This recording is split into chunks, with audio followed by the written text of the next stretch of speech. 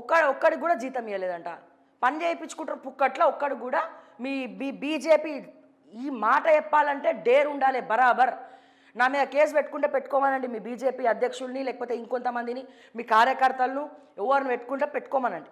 I don't care. Okay, ఈ IT వింగ్లో కూర్చున్న వాళ్ళకి జీతాలు ఇవ్వలేదండి. మరి పార్టీ ఫండ్ అంటే ఎవరు మెక్కుతున్నారు? కిషన్ రెడ్డి గారు మెక్కుతున్నారా? బండి సంజయ్ గారు మెక్కుతున్నారా? రామచంద్రరావు గారు మెక్కుతున్నారా?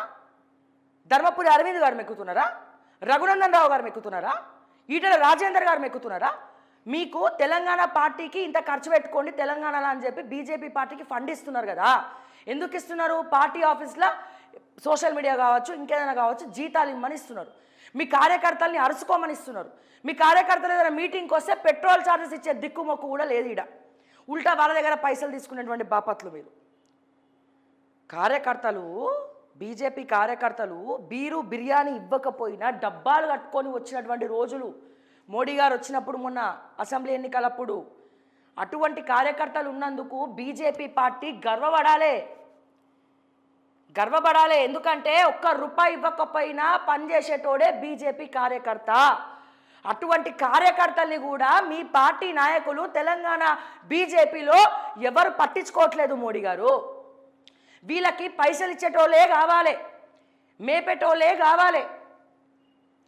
డబ్బులు ఇచ్చి ప్రాజెక్టులు ఇచ్చి వీళ్ళ పబ్బాలు గడుపుకోవాలి, పప్పన్నాలు తినాలి, యాటలు కోసుకొని తినాలి. మా కార్యకర్తల బతుకులు ఏంది, వాళ్ళ ఇల్లు ఎట్లున్నాయి, వాళ్ళ పూట గడుస్తుందా, తిండి తింటున్నారా లేదా అని చెప్పి అట్లీస్ట్ వాళ్ళ వెన్నంటే ఉన్నటువంటి కార్యకర్తల్ని కూడా వీళ్ళు పట్టించుకునే పాపాన ఓలే. Sorry to say this. కావాలంటే మీరు క్షేత్రస్థాయిలో ఎంక్వైరీ చేసుకోవచ్చు. మీరు మీటింగ్ పెట్టాల్సింది మీ బీజేపీ ఎంపీలతో కాదు. మీరు మీటింగ్ పెట్టాల్సింది గ్రౌండ్లో బీజేపీ జెండా పట్టుకొని తిరిగేటువంటి ఒక పార్టీ కార్యకర్తతోటి మీరు మీటింగ్ పెట్టాలి. వాళ్ళ బాధలు ఏందో స్వయాన మోడీ గారు వచ్చి తెలుసుకోవాలి. వాళ్ళని మీరు పిలిపించుకుంటారో లేకపోతే మీరే తెలంగాణకు వచ్చి ఎందుకు తెలంగాణ పరువు మొత్తం పోతుంది బీజేపీలా అని చెప్పి మీరు అనుకుంటారో. ఫస్ట్ ఈటల రాజేందర్కి బండి సంజయ్కి పడదు. ఈటల రాజేందర్ని పార్టీలకి తీసుకొచ్చిందే బండి సంజయ్ గారు, కానీ వాళ్ళిద్దరికి పడదు. పచ్చగట్టేస్తే బగ్గుమంటది.